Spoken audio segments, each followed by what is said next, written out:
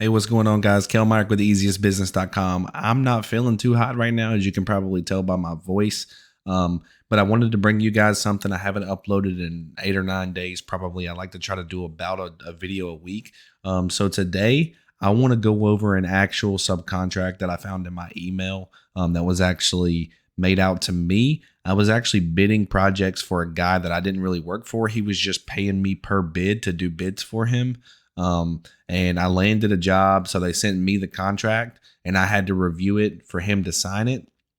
And so I kind of wanted to just go over that today for those who have never seen a true commercial paint subcontract agreement. I wanted to go over the key details today. So if you ever do get that subcontract agreement between you and a general contractor, you'll kind of know what to look for. So let's just go over it real quick. As you can see, this is the name of the company that wrote me the subcontract. This is where they're from. This is the company I was doing bids by the bid for. This is where they were located. And you can see my name here. That's obviously my name. This is the project, was the Discount Tire in Virginia Beach. I can't remember what we got it for, but when we get through this was, like I said, this was 3 years ago. So March 2019. So when we get down to that, we'll take a look at it. So basically, this just lists out who the contact is on the architectural team, which drawings, see attachment B, not included any addendums, and no alternates are accepted.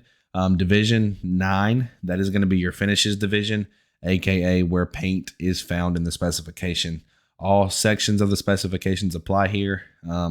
Let's see the scope of work. That's really important. So the main things you're going to be looking for is the scope of work, your payment terms, and how much you're getting paid. That's going to be the general consensus when it comes to going over a contract and agreeing to it. Submittals, I talk about this in my commercial blueprint reading course that some of you guys have signed up for.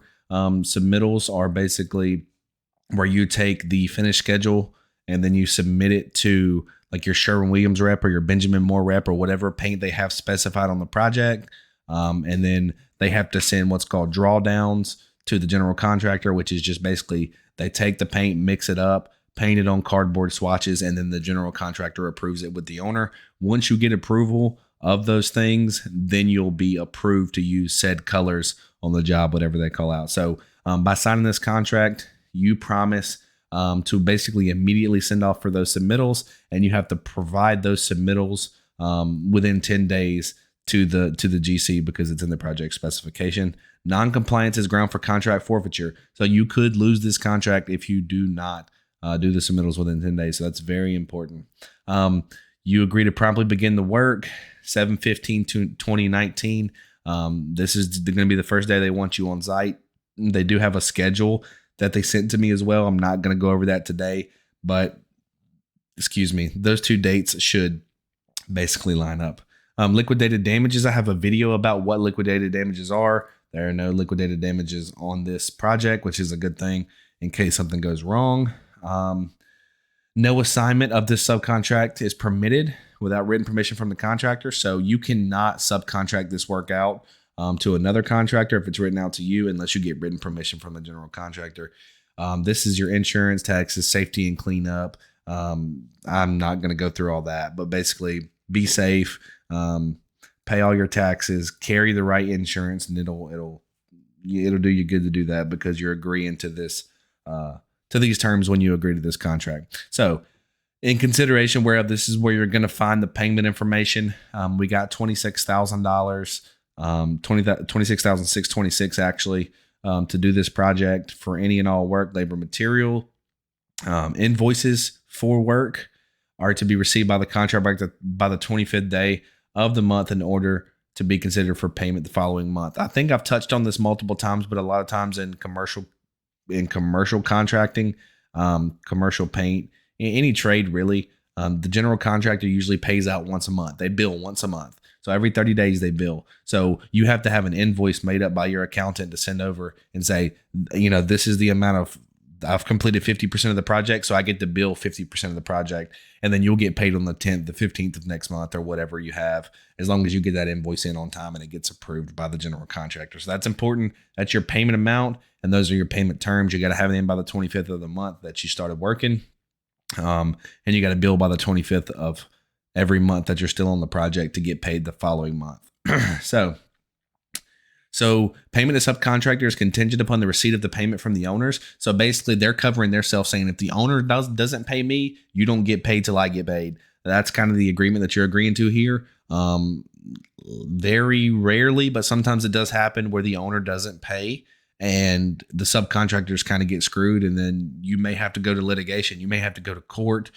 They may be suing the owner. You may be suing the general contractor. And it's just a big mess, but it does happen from time to time. So just be warned that you are not going to get paid if the owner balks on the payment. So retainage, let's see, contractor can back charge any amount necessary for any work that the contractor deems defective or unacceptable, blah, blah, blah, blah, blah, blah. So if somebody else messes up your, basically if somebody else messes up your paint, let's say the flooring guys come in, you've already finished the paint, the flooring guys come and just tear the paint up. Well, you're going to have to go repaint it, but you can back charge the flooring contractor for messing your paint up and you can still get paid for your extra work. Let's see. Oh, got motion at the Ring doorbell. Sorry about that, guys. Let's see. Blah, blah, blah. This is nothing super important. Of course, he signed it. Larry was his name. And then down here, it talks about insurance. It talks about what you need for insurance. You can read up on all this. You can pause the video if you really want to. Not all people require the same amount of insurance on certain projects. Depends on the contractor, depends on the size of the job, et cetera, et cetera. This is just the construction documents. Basically, it's saying these sheets dated this day is what this contract is based off of. So these should have been the sheets that you bid off of. If there's multiple revisions, this is going to clarify like, hey, this job is awarded off of these prints exactly. And it'll usually be the latest revision of the prints. But I didn't think we had any revisions on this. I can't remember. But anyways, moving on to C is your general scope of work. You can read through all these if you want to. I'm not gonna read, through the general scope of work. It talks about tracking dirt and installing items and furnishing items and what that means and yada, yada, yada.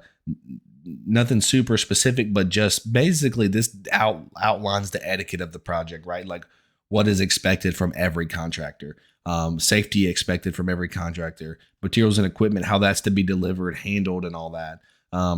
Changes in work would not be accepted. So this is any changes in work that's going to change the scope, that's going to cause you to charge anything differently. Do not do it unless you have a written agreement from the project manager of the project or the project engineer of the contractor. So the general contractor needs to send you an email saying, hey, this changed. It needs to be written. It needs to be a request for a change, anything. It needs to be written. Do not verbally do anything that they tell you to do. If they tell you verbally to do something different than what's in this contract, you say, hey, can you send me that in an email? Make sure you get it written or you will be screwed if you have to try to fight for your money. So protect yourself, get everything in writing. Payment. We talked about this earlier, due by noon. Now they say on the 25th day of the month, subcontractor is responsible. So you're responsible for meeting this deadline. No reminders will be given. They do not care if you get paid or not. Contractor will submit an application to the owner on the 25th of the month, and the payment is to be received about 20 days following the application. So after the 25th, you'll get paid the 15th of next month, typically is what they're saying. So blah, blah, blah. Here's the specifics of it. Close out, how to close the job out, stuff like that when it comes to money and accounting. Attachment D, painting. This is going to be the important part of our scope. It's going to be specifically what you are required to do. There's a construction schedule. We can actually look at it. I didn't realize it was attached to this document. Scope of work.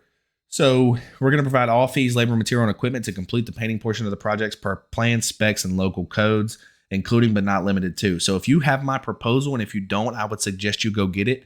Theeasiestbusiness.com. Go down to the bottom, fill out the information, your name, your email address. It'll be sent to you automatically. I have this exact language in my proposal, so you don't have to worry about that. Like my proposal literally says, provide all material, labor, fees, taxes, whatever to complete the following work. And then I list out what work I'm going to complete. So it's taken directly from contract language from the commercial job that I used to work.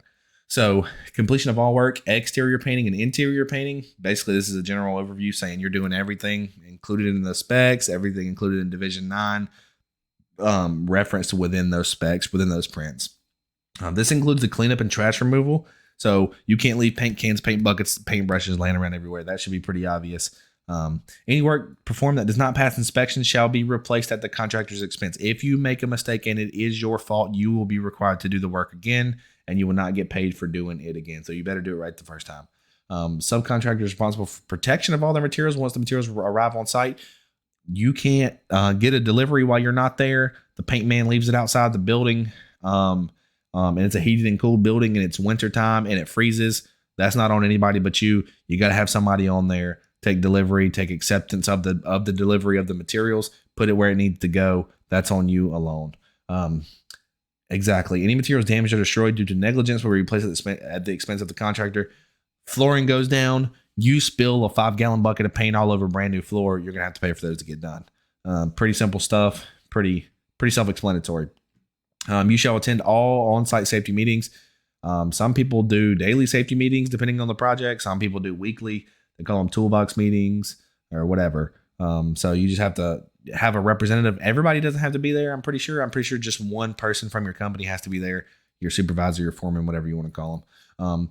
Painting of all exterior elements per the contract documents includes but not limited to. This is just those gray area items. You're gonna do all switch gears, all lintels over the windows, doors, gas piping, bollards, lintels, dumpster gates, things like that. Things you should have picked up in the bid anyway. You're going to seal with a clear sealer the exterior brick. That should have been called out in the plans as well. You're going to paint all interior elements and then drywall walls, CMU walls, hollow metal doors and frames, yada, yada, yada. You should already have this in your scope. The following is a general list of submittal items that are required by the construction company, architect, and the owner, but it can change based on the project needs. No payment shall be released until the following is in possession of KCCI. Man, I'm having a rough day today. I can't stop coughing.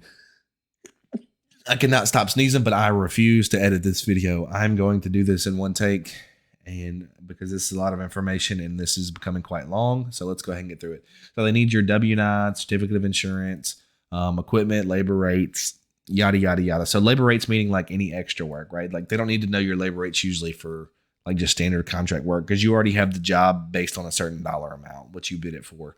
But if there's any extra work, you're not going to get paid till you provide them with how much you're charging per man hour, basically. So if you pay a painter $25 an hour and you charge $50 an hour to have that guy out there because you want to put $25 an hour in the company's pocket, you need to tell them that you charge $50 a man hour before they'll deal with you, basically before they'll approve any extra work and pay you. Samples, product data, yada, yada, yada. Pretty simple stuff. And then you have a construction schedule here. I don't know how far this goes. Let me see this. Safety plan. I'm not going to go over that. That's okay. There's the safety plan. It goes over all the safety rules for the building or for the project. So basically, here we go. So construction schedule. They're going to have this done in 180 days. That's what, 6 months. So this is the day that the project is officially going to break ground. You're going to come down here, site work, site utilities, not us, building foundation, not us, building. Here's what you can do. Cure, pour slabs, install roof. Let's see. Exterior caulking, paint walls. So you're going to look up here. They give you 2 days to paint these walls. This is what I was talking about. So 2 days to paint walls. The building's not very big, but if you can't do it in 2 days, you're pushing these other projects back. So you better make sure you can adhere to the schedule. They give you 2 days to paint the interior walls. There should be interior, and that's just the sales floor, right? That's just the sales area. And then you have like a mezzanine area. There's 2 days to paint those walls. Interior service. So this is where they service the cars. Sealer and painting at CMU block. I'm assuming they're doing you get 3 days to do that. But I'm assuming they're talking about, is that just, yeah, I'm assuming they're talking about exterior as well for that. So that's interior and exterior block walls there. They give you 3 days to do that. So what you're going to have to do is you look at the schedule, 8-1, come back up here. Where is it at? Paint walls 9-2. So you're gonna have to mobilize and demobilize, right? Like you're gonna come for a couple of days, paint what you can, leave. Come for a couple of days, paint what they require you to paint, leave, and then come for a couple of days, paint what you can. And that costs money. So you gotta understand that when you bid these jobs, these are things you have to be thinking about when it's all said and done. So hopefully this video helped you guys out. It's getting kind of long. I'm going to end it here, but this is a real subcontractor agreement that I was a part of. I helped this guy land this bid, and he made $26,000 by painting a discount tire. He made good money on it. He was happy with it. They were happy with it. But this is the thing. These are the things you need to be looking out for when you sign a subcontractor agreement. Your most important thing, your construction schedule, how much money, make sure it matches with your proposal, and what scope of work are we doing. If you can get those 3 things down and they're good to go, and your payment terms, you're fine with those, you're fine on waiting the month it takes to get paid to do commercial, sign the contract, and congratulations, you've landed a contract job. So thanks for watching, guys. Hope this helps you guys out. Leave me a comment. Let me know what your thoughts are. Sign up for the Blueprint course if you haven't already. It is live. It is back to its normal price, $1,500. Had a couple people already reach out to me about it. Some buy it. So I'm happy with that. But like I said, I'm going to continue to give away free information as long as I can. Hopefully I can just do everything I can to help you guys out. I want you guys to be successful, and reach out if you have any questions. Thanks, guys.